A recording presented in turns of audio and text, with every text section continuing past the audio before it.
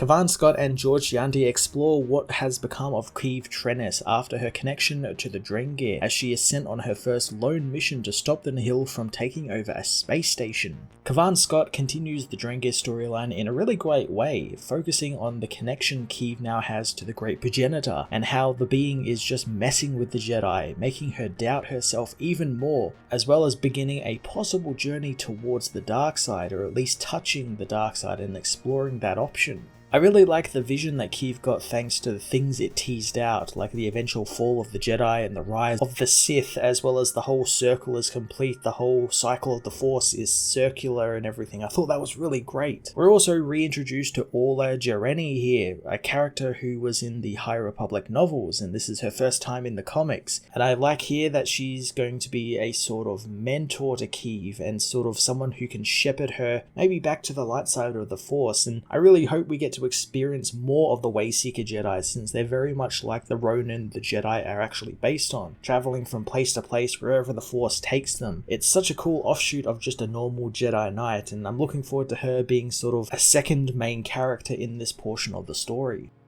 George Gianti continues his fantastic artwork with some really cool newer character designs like the gross Sith Keeve fights in her vision, but what I really enjoyed about this issue was the character drama, seeing as that he has a real knack for getting characters to emote well, and their emotions come through on the page really well.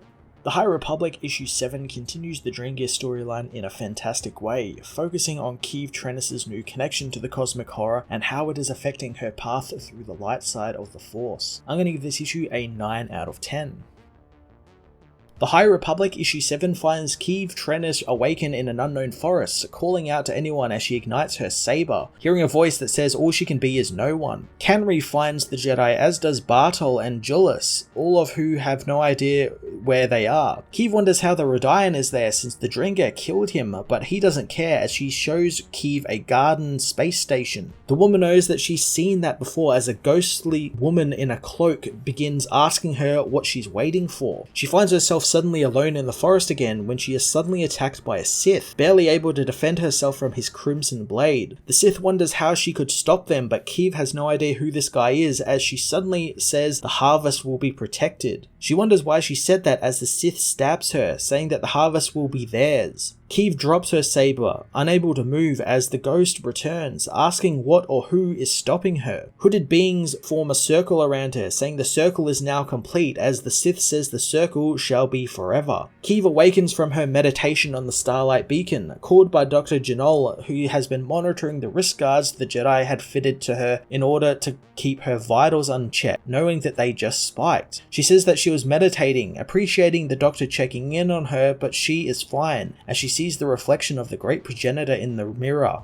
The wall behind her begins to crack under her hand as she tells the doctor she needs to go, grabbing her cloak and rushing through the station, knowing the doctor has no idea what's going on with her since even she doesn't know what's going on. And while she thought it was clever trapping the progenitor in her mind and tapping into it, it was both ways, and now she is stuck on the station while Skier and the others search for the planet. She meets with KC, wanting to see Maru, but the man is busy. Keeve doesn't care, blowing past the droid and meeting with Maru, who is talking with Avar Kriss, who wants every Jedi to be looking for the planet in wild space. Maru is trying to find the manpower, but there are other concerns like the preparations for the Republic Fair. Avar isn't interested in that sort of stuff, but knows Geos has been hounding Maru about it, but Avar wants to continue closing in on the Melita system. Maru says that he'll do his best, turning off the communicator to meet with Keeve, who says that she wants to help out and make a difference, but Maru says that he wants to believe in her, but does she believe in herself? Keeve has no answer as Jahan alerts them to a Category 3 in the Rysek sector. Maru decides to give Keeve this mission in order to prove that she can make a difference, hoping she can be trusted to get the job done. At Courtois, an agricultural hub is attacked by the Nihil as the two workers try and contact Starlight, knowing the Jedi aren't coming. A gas soon begins to fill the room as the Nihil arrive, saying that they want the sprayer droids. Luckily, the arrival of Keeve prevents the workers from being killed, telling the villains that she is rather interested in why they want these droids. The villain wants her men to kill the Jedi, but Keeve easily defects their blaster bolts, unimpressed with their profanity, knowing that she can't stand bad language.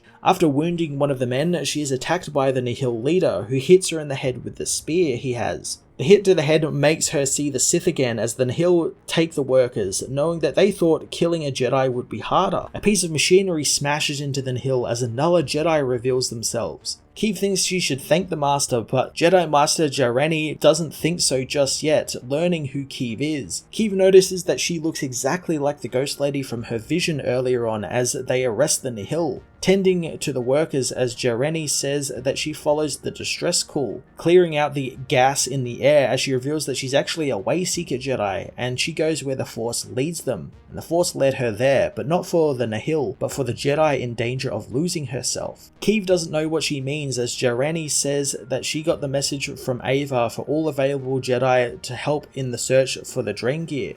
But the Master wonders why Keeve is going in the opposite direction and not following the Marshal's orders. Keeve knows that she isn't needed, but the Master wonders if the Jedi actually told her that. Keeve knows that they didn't need to, since she thought she could embrace the darkness and survive, but she can't since she sees it everywhere and she never should have been knighted. Jareni knows that her Master thought she was ready, but Keeve reveals the darkness almost took him as well, even with all of his knowledge and experience. Suddenly Keeve is overcome by the root mind again, telling her that it is over, showing her that Master Ava has been killed and that they have lost this war.